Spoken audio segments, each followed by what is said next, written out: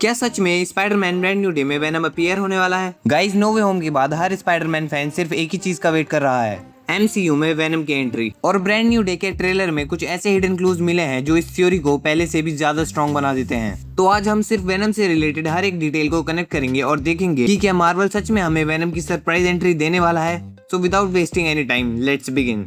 सबसे पहले बात करते हैं नो वे होम के एंडिंग की। मूवी के एंड में एडी ब्रॉक और वेनम अपने यूनिवर्स में वापस चले जाते हैं, लेकिन जाने से पहले वेनम सिम्बायोट का एक छोटा सा पीस अर्थ 616 में ही रह जाता है। यानी ऑफिशियली MCU में वेनम की प्रेजेंस ऑलरेडी एग्जिस्ट करती है। और इसी के बाद मल्टीपल रिपोर्ट्स भी सामने आई थी कि स्पाइडरमैन की नेक्स्ट ट्रायलॉजी में इसी सिम्बायोट को एस्टेब्लिश किया जाएगा। अब आते हैं ब्रांड न्यू डे के ट्रेलर पर। ट्रेलर में पीटर पार्कर के साथ जो भी हो रहा है उसे म्यूटेशन की तरह एक्सप्लेन किया जा रहा है। लेकिन क्या हो अगर ये म्यूटेशन नहीं बल्कि वही सिम्बायोट है जो नो वे होम में MCU में रह गया था, क्योंकि सिम्बायोट अपने होस्ट की बॉडी अंदर रहकर धीरे धीरे उसे चेंज करता है।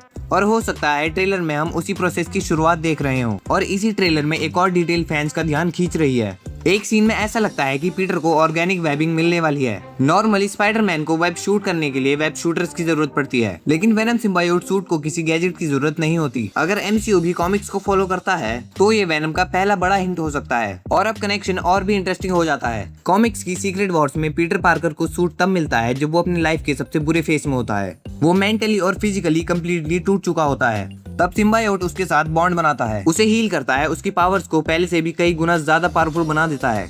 और अगर ब्रांड न्यू डे के पीटर को देखो तो पूरी दुनिया उसे भूल चुकी है।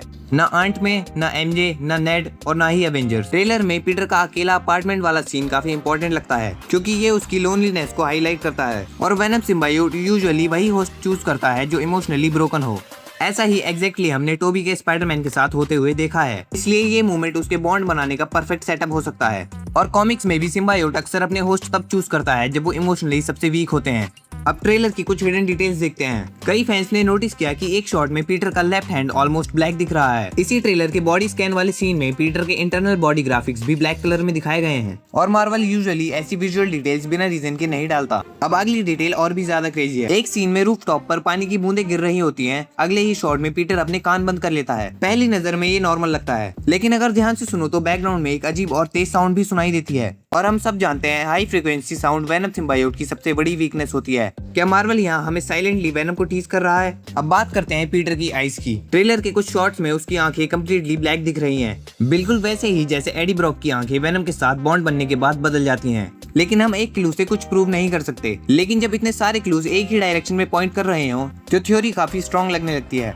और अब आता है स्कॉर्पियन कनेक्शन। पहले ये सिर्फ रिपोर्ट्स पर बेस्ड था। ट्रेलर में स्कॉर्पियन और स्पाइडरमैन की फाइट भी दिखाई गई है। उनकी फाइट के बीच में पीटर की आंखें दोबारा ब्लैक हो जाती हैं। कॉमिक्स में जब एडी ब्रॉक सिम्बायोट को रिजेक्ट करता है तो वही सिम्बायोट स्कॉर्पियन के साथ बॉन्ड बना लेता है। इसीलिए मार्वल का स्कॉर्पियन को वापस लाना कोई रैंडम चॉइस नहीं लगता। हो सकता है मूवी में सिम्बायोट पहले स्कॉर्पियन के कांटेक्ट में आए, लेकिन अगर ऐसा हुआ तो पीटर के वेनम बनने से पहले हमें सिम्बायोट का एक और होस्ट देखने को मिल सकता है। या फिर मार्वल सिर्फ कॉमिक्स के रेफरेंस दे रहा हो। और ऑनेस्टली अगर MCU कॉमिक्स का ये आर्क अडेप्ट करता है तो वेनम की एंट्री और भी ज्यादा इम्पैक्टफुल हो सकती है। स्कॉर्पियन के एक्टर माइकल मैंडो ने भी पहले एक इमेज शेयर की थी जिसमें वेनम का कनेक्शन नजर आ रहा था। लेकिन गाइस, सबसे बड़ा क्वेश्चन अभी भी वही है, ब्रांड न्यू डे का मेन विलन कौन है? मार्वल ने अभी तक ऑफिशियली रिवील नहीं किया। और टॉम हॉलैंड ने भी एक इंटरव्यू में कहा था कि मूवी का मेन विलन अभी तक लीक नहीं हुआ है। सबसे इंटरेस्टिंग बात तब हुई जब उनसे पूछा गया कि फ्यूचर में वो किस विलन के साथ फाइट करना चाहेंगे, और बिना सोचे उनका जवाब था वेनम।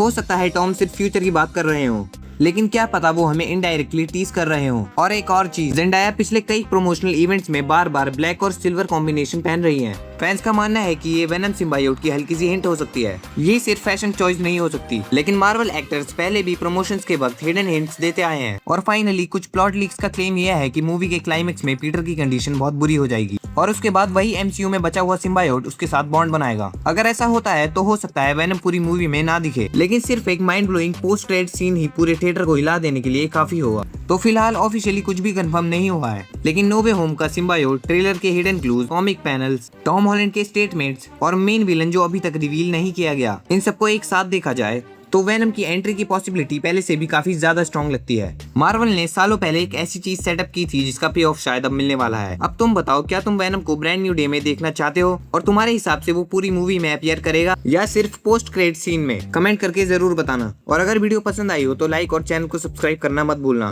क्योंकि ऐसी अमेजिंग मार्वल अपडेट्स हम डेली लाते रहते हैं। मिलते हैं नेक्स्ट वीडियो में, तब तक के लिए गुड बाय।